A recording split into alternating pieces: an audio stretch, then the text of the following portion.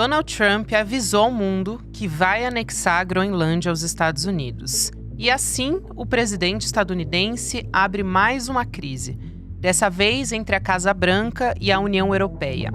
A justificativa é proteger a ilha que pertence à Dinamarca de potenciais ameaças russas e chinesas.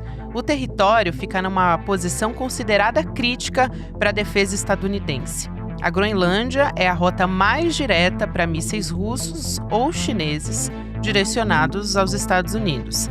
A ilha também é cobiçada porque é rica em minerais como zinco, chumbo, rubi, carvão e urânio, e pelas reservas de petróleo ainda não exploradas. Num comunicado conjunto, Dinamarca, Alemanha, França, Reino Unido, Noruega, Suécia, Finlândia e Holanda disseram que seguem comprometidos com a defesa do território. Mas para forçar o apoio europeu, o Trump ameaça os países com um novo tarifaço. Em resposta, a Europa discute o uso do chamado instrumento anticoerção, uma ferramenta criada para reagir a pressões econômicas e políticas externas que nunca foi acionada, pelo menos por enquanto. Quarta-feira, 21 de janeiro de 2026.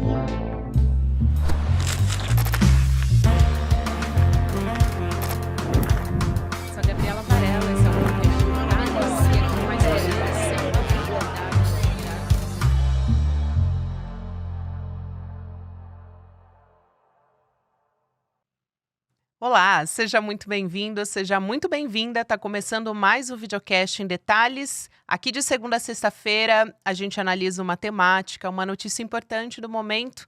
Hoje o meu convidado é mais uma vez o professor Rubens Duarte, que também é coordenador do LabMundo, Laboratório de Análise Política Mundial. Rubens, bem-vindo, é um prazer te receber mais uma vez. Olá a todas e todos, olá Gabi, é um prazer enorme estar aqui de novo conversando com você. E 2026, né, tá entrando com tudo. Pois é, o Rubens, a gente está no primeiro mês e parece que a gente já viveu, já estamos cansados de tanta notícia, como se a gente tivesse já um ano em 2026, né? Principalmente quando a gente olha para a notícia internacional. Então, nem os jornalistas, nem você, professor de Relações Internacionais, está tendo paz nesse começo de janeiro e não vai ter tão cedo. Lamento por você também. Mas vamos começar trazendo esse aspecto que hoje a gente vai discutir aqui no Em Detalhes, que é essa fixação do Donald Trump pela Groenlândia, que veio principalmente com muita força depois do ataque contra a Venezuela. Ele tem defendido, o Trump, que a Groenlândia é uma peça-chave para construir o tal do Domo de Ouro, que é um escudo antimísseis. Então, primeiro eu quero pedir para você explicar essa justificativa militar, depois vamos para outros aspectos também, e como é que esse tal de Domo de Ouro funcionaria pela explicação do governo Trump. De fato, foi logo após, né, a intervenção na Venezuela que o Trump aproveita o momento que ele demonstra para o mundo que ele está disposto a usar a força militar, né, que ele tem um momento, assim, digamos, de poder, né, de credibilidade, que vai usar o uso da força, e pressiona novamente a tomada da Groenlândia, seja por compra, seja à força, né? Então, ele aproveita essa atmosfera de medo para avançar mais uma vez lá, né? E como se ele estivesse falando, esse aqui vai ser o meu novo golpe, né? Uma coisa muito interessante. E a desculpa, né, a narrativa oficial que utiliza é por questões de segurança, né? Tem até a piada, né, que o Trump diz que não quer ser um vizinho da Rússia ou da China, porque ele diz que se os Estados Unidos não pegar a Groenlândia, a Rússia ou a China vão fazer. Esquece-se, né, que por causa do Alasca, os Estados Unidos já é vizinho da Rússia, né, e a desculpa oficial é essa questão militar mesmo, né? Então você querer fazer um domo de ouro, né, que funcionaria mais ou menos igual ao escudo antimísseis que existe já em Israel, numa escala muito maior. É um conjunto de artilharia antiaérea, um conjunto de mísseis de interceptação que você coloca em pontos estratégicos para evitar que outros países ou outros atores enviem né, mísseis para o seu território. Então, antes de chegar no seu território, teria esse conjunto de mísseis para interceptar eventuais mísseis, e obviamente ele está mirando aí Rússia, Coreia do Norte e também a China, né, que tem esses mísseis balísticos com capacidade de atingir o território dos Estados Unidos. Todavia, isso tem algumas falhas, né, porque a Groenlândia ela faz parte do território da Dinamarca, né? E a Dinamarca é um membro fundador da OTAN. Além disso, existe um acordo expresso que permite que os Estados Unidos coloquem bases militares dentro da Groenlândia. Então, os Estados Unidos, se quiser, ele pode colocar as armas nucleares, pode construir o seu escudo antimísseis de modo negociado. Né? Tem canais diplomáticos, tem acordos internacionais para que ele faça isso, mas ele está escolhendo não fazer, ele de fato está querendo o território. O que nos leva a crer que, claro, existe sim uma preocupação de segurança, mas existiria outro meio, né, outros meios para ele garantir essa segurança deles sem precisar fazer esse avanço sobre seus tradicionais aliados da OTAN. Mas ele está escolhendo não fazer. Ou seja, existem mais motivações que ele não está dizendo por trás de toda essa história, e é isso que a gente está aqui para discutir. Muito bom, Rubens. Esse acordo que você está citando aqui, ele é importante de trazer, porque é um acordo de 1951, o Acordo de Defesa da Groenlândia, né, que se chama. Mas, basicamente, como você já explicou, não é necessário que os Estados Unidos anexem a Groenlândia para colocar um sistema de defesa ali a partir da assinatura desse tratado, né? Dá o direito aos Estados Unidos de colocar tropas, armamento também na Groenlândia. É um tratado que foi revisto, mas não tem necessidade de compra ou né, de anexar para implementar esse sistema, vamos dizer assim.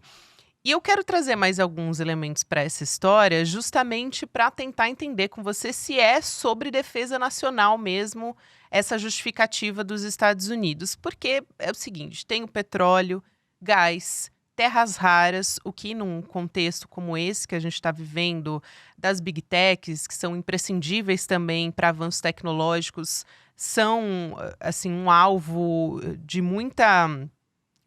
vamos dizer assim, é um alvo muito grande para os Estados Unidos. Tem o degelo do Ártico, o que é, de certa maneira, um contrassenso, porque o Donald Trump é um negacionista climático quanto mais, mas teriam rotas marítimas que seriam abertas com descongelamento. Esse é mais um aspecto. E somado a isso, ainda tem a presença da China, né? Tem investimentos na Groenlândia, inclusive para exploração de urânio. Olhando todo esse conjunto, faz sentido essa justificativa do governo Trump dos Estados Unidos? Eu acho que olhando para esse conjunto, as coisas começam a ficar um pouquinho mais claras, mas ainda não chegamos na explicação completa. Pelo lado da segurança, você muito bem disse, né? Tem acordo sem diálogo, mesmo que não tivesse OTAN, mesmo que não tivesse esse acordo da Groenlândia, tá? A Dinamarca, que tem a posse da Groenlândia, é um aliado super tradicional. Né? Então, se a gente pega a guerra do Afeganistão, a Dinamarca, em proporção à sua população total, foi o país que mais perdeu pessoal militar nas forças de guerra do Afeganistão.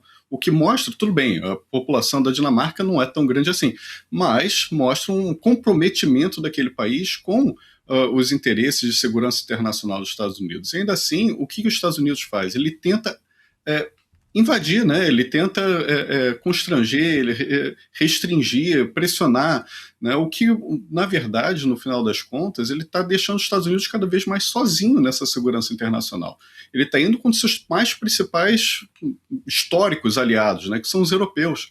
Se a gente contar na Segunda Guerra Mundial, né, o Reino Unido e a França, eles estiveram do lado dos Estados Unidos. Né? A Alemanha não, mas a gente está vendo países europeus movimentando tropas para se proteger dos Estados Unidos, não só mais da Rússia, mas dos Estados Unidos também. Isso isola os Estados Unidos na segurança internacional, que é um movimento pouco interessante, digamos assim, principalmente em um mundo que está cada vez mais multipolar. Você perder aliados não é interessante. E aí a gente vai olhar para esse lado econômico. Né? Obviamente, as rotas, né, de comércio que estão se abrindo lá são de muito interesse, não só para os Estados Unidos, para todos os países do mundo, né, para a Rússia principalmente, porque tem aquela histórica tentativa de conseguir portos de águas quentes, né, para que eles consigam navegar em todas as épocas do ano. E isso também, agora não vai ser por todas as épocas do ano, mas eles estão conseguindo fazer pelo Ártico também, o que movimenta muito a economia daquela região. E isso é interesse, ter o controle, né, ter o acesso a essas rotas é um interesse comercial muito grande dos Estados Unidos e dos outros países. Então, a Groenlândia faz sentido, sim, né, nesse sentido, para controlar, para ter uma presença lá, para evitar um tráfego, né, digamos assim, de navios não desejáveis. Pelo lado das terras raras, do urânio e tudo mais, faz sentido, mas nem tanto, porque a produção da Groenlândia ainda é muito pequena, né? Vamos lembrar que a Groenlândia ainda é deficitária. Ela depende da Dinamarca mais ou menos para 30% do orçamento que ela usa. Então, não fecha a conta, entendeu? Tudo bem, existem minas de terras raras, existe exploração de urânio, existem investimentos de outros países, inclusive da China, só que não são tão grandiosos assim de justificar financeiramente a busca pela Groenlândia por aquele território. Então, faz sentido, né? Principalmente se você olhar para o futuro, que a gente precisa dessas terras raras para a transição energética, tudo mais, vai ser o minério do futuro, digamos assim, e a China tem o controle de grandes reservas, o Brasil logo depois disso.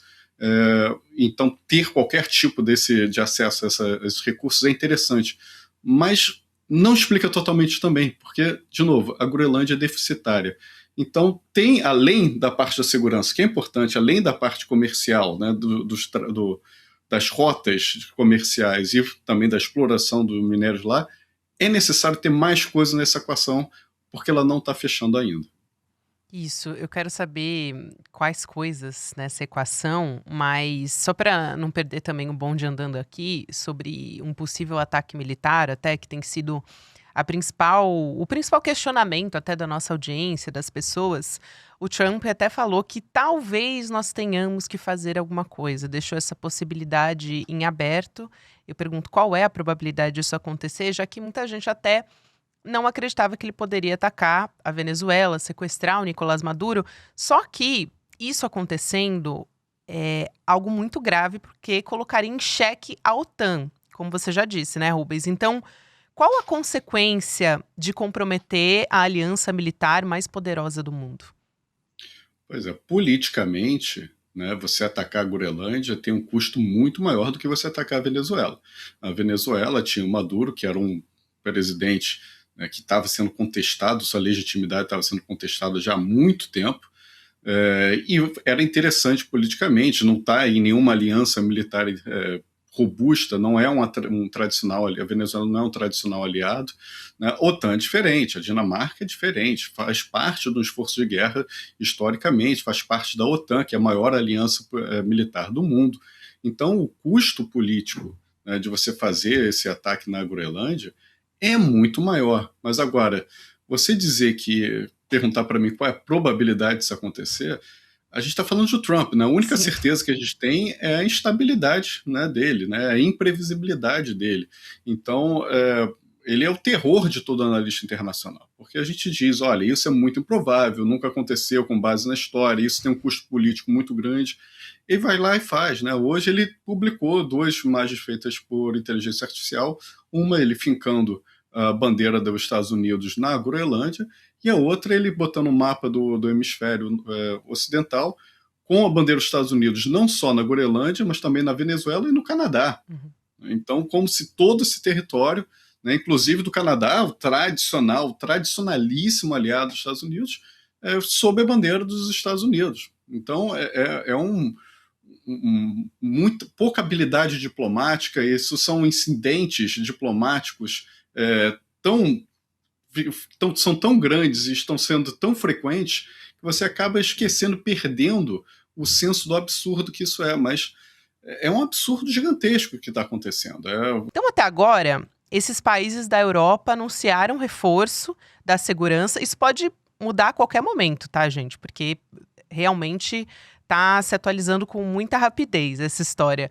mas reforçaram a segurança no Ártico depois das ameaças do governo dos Estados Unidos. Podem até dar uma resposta com tarifas também na casa de 93 bilhões de euros, até restringir o acesso das empresas americanas no mercado europeu. Então, eu te pergunto o tamanho desse impacto, dessas possibilidades que estão na mesa, segundo os anúncios desses países.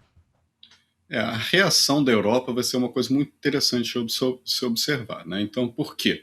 Porque quando houve o ataque na Venezuela, os europeus simplesmente ficaram em cima do muro. Falaram, poxa, soberania, mas a gente entende o que vocês fizeram, porque agora é com eles. Né? A mesma coisa quando teve a invasão da Ucrânia pela Rússia. Né? Eles acham que os problemas europeus são problemas do mundo inteiro.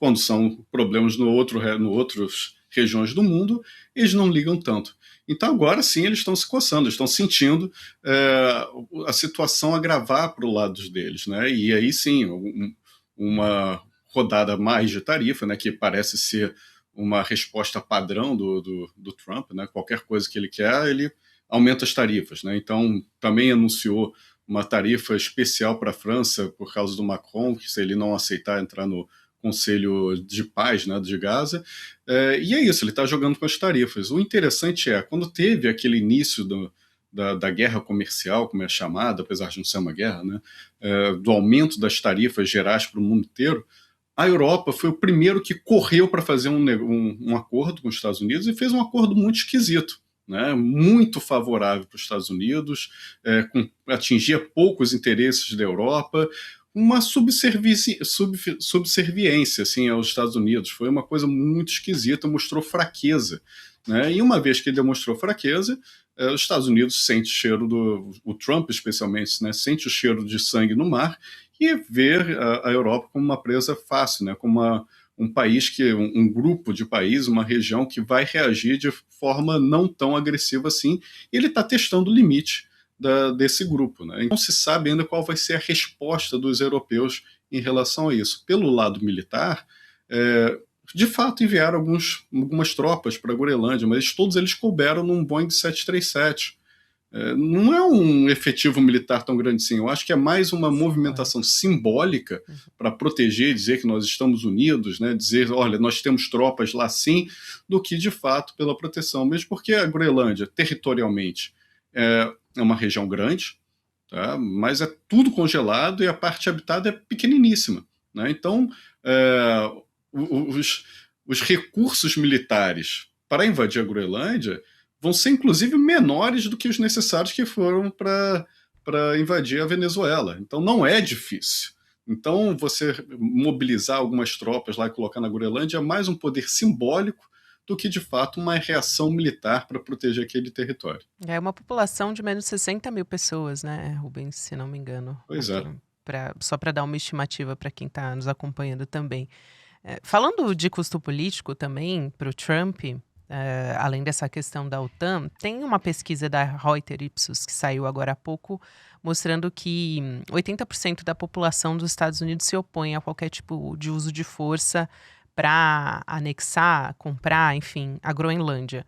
Sem contar outro ponto que você já trouxe, que a Dinamarca é uma aliada histórica dos Estados Unidos. E parece que não teria apoio algum do Congresso dos Estados Unidos, não que isso seja um grande impeditivo. No caso do Nicolás Maduro, se arranjou uma justificativa de operação policial. Mas ainda assim é um componente.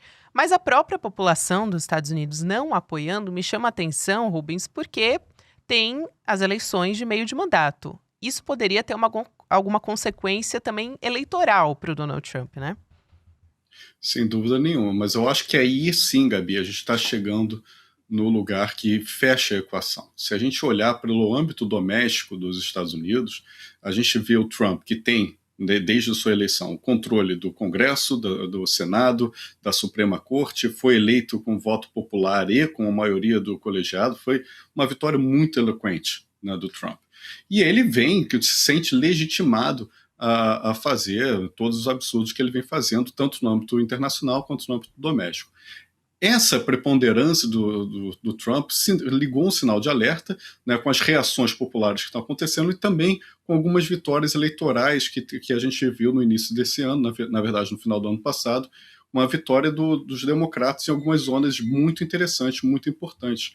Então, isso liga o sinal de alerta para o quê? Para as eleições de meio de termo que vão acontecer esse ano. Por quê? Porque se ele perde o controle do Congresso e do Senado, aí sim ele vai ter um freio institucional muito forte para o próximo mandato. Então, se a gente olha para essa questão eleitoral do Trump, né, ele querendo se satisfazer, o eleitor dos Estados Unidos agora ele pode ser contrário, né, as pesquisas podem dizer que eles são contrários, mas agora o estadunidense adora, né, demonstrar poder, né, aquele ethos, né, do cowboy, né, de fora da lei, de demonstração de poder, eu consigo fazer a lei pela minha própria mão, né, o Batman, né, que é um justiceiro. Então, isso aumenta o moral dos Estados Unidos. Lembrando lá que a eleição, né, o voto não é obrigatório. Então, você ter um alto grau de rejeição não significa que isso faça os eleitores saírem às ruas para votar. Né? Pelo contrário, então, essa demonstração de força, esse tipo de política externa, pode reforçar a base do Trump. Né? E, óbvio, ele pode distrair, né, tirar o foco da política doméstica, né, que a gente está vendo várias movimentações contra o ICE, né, contra a política de imigração dele. A gente está vendo vários protestos para soltar, né, tirar o sigilo do Epstein Files, né, e isso, sim, machucaria muito o Trump. Então, se a gente olhar para a política externa do Trump como uma tentativa, né, de tirar o foco de algumas questões domésticas e colocar o foco na política internacional e, mais importante, o Trump poder ser coroado como o presidente que, depois de anos, expandiu o território dos Estados Unidos e tornou aquele país o maior do mundo territorialmente, né, isso fala para o ego do Trump também, todo mundo sabe que o Trump gosta muito do ego dele, né? Então isso faria um poder político para ele entrar na história, para ele reforçar o poder eleitoral dele muito grande. E aí, se a gente olhar por esse lado doméstico, aí sim eu acho que a equação, junto com a questão da segurança, junto com a questão comercial, começa a conta fechar. Sem esquecer que recentemente ele deu até uma declaração dizendo: olha, se a gente não for vitorioso nas eleições de meio de mandato, eles vão encontrar um motivo até para o impeachment. E ele estava falando dos democratas. Então, deixou bem claro também com essas declarações até uma certa insegurança, o que eu fiquei até surpresa, porque o Trump não costuma demonstrar fraqueza, apesar de que algumas ações, principalmente ações bélicas, demonstram algumas fraquezas ocultas ali, né? Quanto mais ele se coloca dessa maneira. Agora, Pode explicar, né? exatamente, Rubens. Para a gente fechar a nossa conversa, eu quero um pouco a sua avaliação sobre a questão da soberania, né?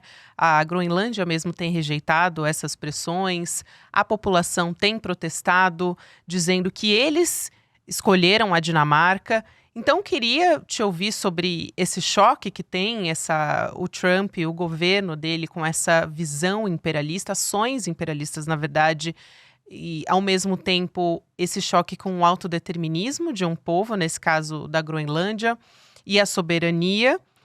E, ao mesmo tempo, trazendo um pouco uma perspectiva histórica, né? Essas ameaças não são de hoje, mas os motivos, como a gente conversava aqui nos bastidores um pouquinho antes de começar o programa, são bem diferentes do que está colocado no contexto geopolítico que a gente tem. Então, para a gente fechar essa conversa, eu acho que vale a pena tentar entender um pouco o que está em jogo aí, como é que a população da Groenlândia se identifica no meio de tudo isso.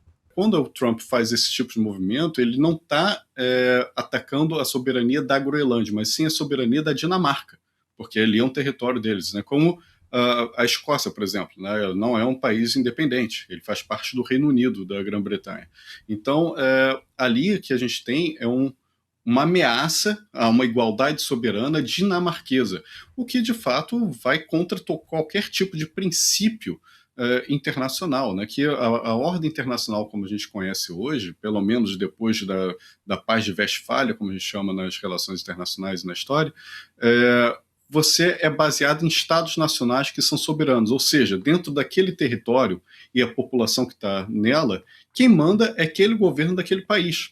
E outros países não não interferem politicamente naquele país. É claro que, ao pensar no princípio da soberania, quando os europeus fundaram esse princípio, eles pensaram entre eles, né? A soberania não era estendida para os países, por exemplo, da África, da América, da Ásia, que eram colônias, não tinham soberania. Com o processo de independência, a soberania se tornou global. Todo país agora tem soberania e tem que ser reconhecido como tal. Está na Carta da ONU, né? Isso é o maior digamos, documento de relações internacionais que a gente tem hoje em dia, é a Carta da ONU, que prevê a igualdade soberana. E isso simplesmente é ignorado pelo Trump. Ele mesmo disse que não precisa de direito internacional, ele seguia pela própria moral, o que nos bota em grandes apuros, né? Porque qual é essa moral do Trump? Né? Qual é esses princípios que ele segue? A gente tem princípios consolidados do direito internacional, de todos os povos que se uniram para assinar essa carta, e eles o ignoram. Isso é muito complicado, isso sim pode mostrar o fim da ordem mundial como nós conhecemos. Né? A ordem mundial não está sob a ameaça da emergência chinesa. A ordem mundial está sendo atacada pelo seu próprio criador, que foi os Estados Unidos. Isso coloca muita incerteza no mundo. E nas relações internacionais, quando a gente fala de economia, a incerteza leva ao quê? A retração de investimentos. Nas relações internacionais, a incerteza leva ao quê? Mais conflitos. Então, o que a gente está vendo no mundo é um mundo mais conflituoso que tende ao uso da força para resolver seus problemas, ao invés de diálogo, ao invés de negociação, ao invés de paz. Isso é muito problemático. É isso, Rubens, e pensar que a gente tem só um ano de mandato do Donald Trump até agora e todo esse rastro de destruição e uma perspectiva que continua apontando para isso. De qualquer forma, quero muito agradecer a sua participação aqui. É sempre um prazer aprender contigo, meu querido. Muito obrigada. O prazer é todo meu, vocês podem contar sempre comigo. Mais uma vez, um abraço para você, para toda a sua equipe e a todas e todos que nos assistem. Combinadíssimo. Um abraço para você também. Até a próxima. O Rubens Duarte conversando aqui com a gente no ICL Notícias e também no Em Detalhes. E deixar um recado final para você que me acompanha no Em Detalhes também, para vir com a gente no dia 22. Tem uma pesquisa do ICL que vai ser lançada na quinta-feira, 8 horas da noite. Dia 22 também conhecido como quinta-feira desta semana, né? Então, a gente vai ter essa live de lançamento com o Eduardo Moreira e outros também participantes, o Castro Rocha, também o Luiz Costa Pinto, Gessé Souza, Luiz Eduardo Soares. A gente traz o resultado da nossa pesquisa sobre como pensam os brasileiros. Então, um raio-x de política, a religião, um cenário importante, dados para analisar e trazer num ano de eleições. Vai ser importantíssimo. O ICL, o nosso sistema de pesquisa, entrevistou mais de 10 mil pessoas de todo o país. Então, os resultados você confere junto com a gente. Nessa quinta-feira, vai lá em icl.com.br/pesquisa e faz a sua inscrição. A gente vai divulgar tudo online, de graça, mas você precisa garantir a sua vaga. A gente continua na nossa programação aqui no YouTube. Você fica agora com o Mercado Investimentos. Depois tem o Rolê ICL e você pode acompanhar o Em Detalhes de segunda a sexta-feira. Tem conteúdo novo nas plataformas de áudio. Até amanhã. Esquece tudo que essas pesquisas de opinião que você vê na televisão, nos jornais te disseram até hoje.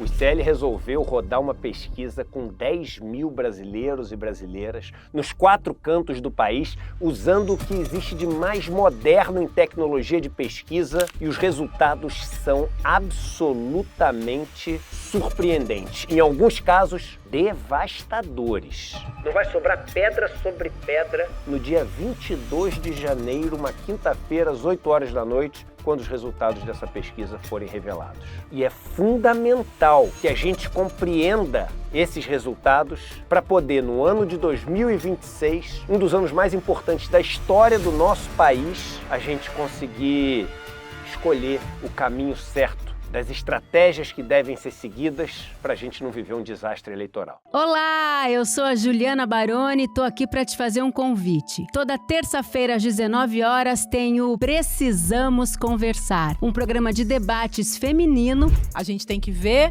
tem que analisar. Ninguém tá querendo defender causas. Elas defendem algo até a página B. Foi mais ou menos uma Aqui no Instituto Conhecimento Liberta e também nos canais do Eduardo Moreira. Então, você não pode perder. Um beijo, até lá!